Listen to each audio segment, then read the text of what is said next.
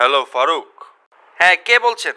আরে আমি তোমাদের এক সময়কার বিসিবি বস পাপন বলছি। হ্যাঁ বলেন, কেন ফোন দিয়েছেন? এমনি শুনলাম তোমাকে নাকি লাথি মেরে বিসিবি থেকে নামায় দিছে। কে বলছে এটা? আমি এখনো বিসিবি প্রেসিডেন্ট। আরে ফাপড় কম মারো ফারুক, আমি সব জানি। তুমি আবার আইসিসিরেও চিঠি পাঠাইছো। আইসিসি তোমাকে আবার উল্টা লিখছে, দূরে গিয়া মর। আমি বিসিবি প্রেসিডেন্ট নাই, ঠিক আছে, তাতে আপনার কি ভাই? তাই বলে আমার নিয়ে টিটকারি করবেন নাকি? আরে কই টিটকারি মারলাম, আমি তো যা সত্য তাই বললাম। আরে আপনি তো সত্যের অবতার। একজন সত্যবাদী মানুষ আপনি। হইছে, এবার ফোনটা রাখেন। আরে ফারুক রাগ কেন করছো? শোনো, তোমার জন্য আমার খুব কষ্ট হচ্ছে।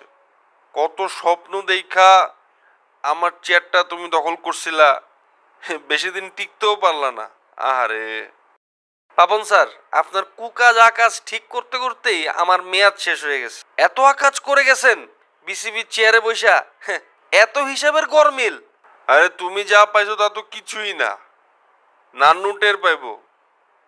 দাঁড়াও না, তামাশা আরো অনেক বাকি আছে। কেমন তামাশা?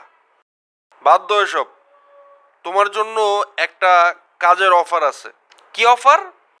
দেখো, আমি এখন উগান্ডাতে আছি।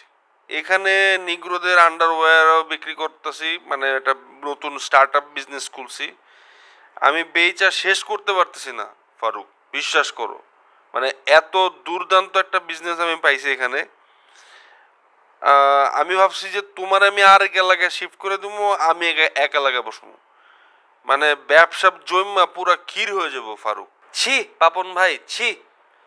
আপনার এই বালের অফার আপনার পকেটে রাখেন। ছি ফারুক, ছি। কোনো কাজকে ছোট করে দেখতে নেই।